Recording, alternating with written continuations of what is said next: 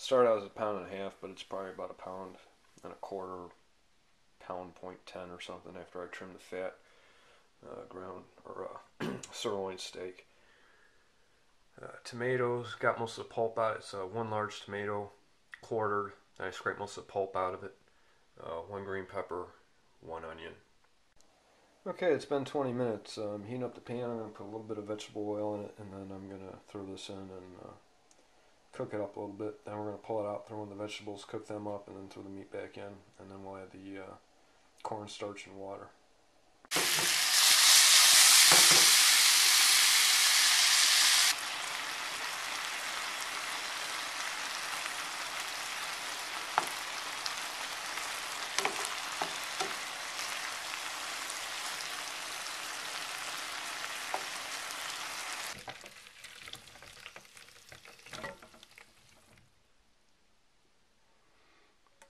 Okay, we got the pan heated back up and we're going to throw in the vegetables.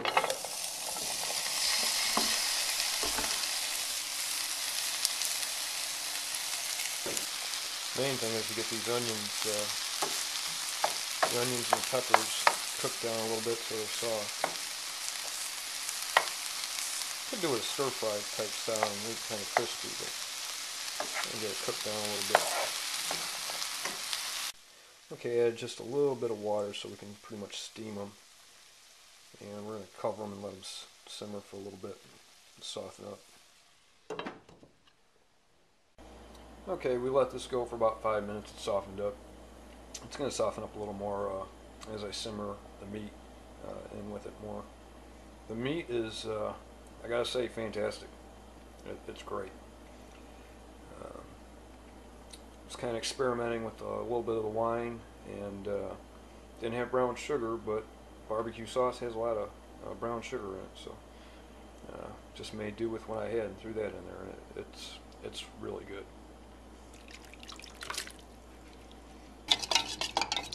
Quarter cup of water and 1 small spoonful of the cornstarch. Directions say that 1 tablespoon is worth 2 tablespoons of flour, so you don't need a whole lot of it. It thickens up a lot more than the flour does. And we're going to add the cornstarch.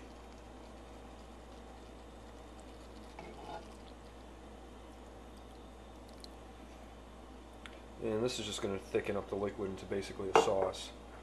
And once you add that, just stir it around really good.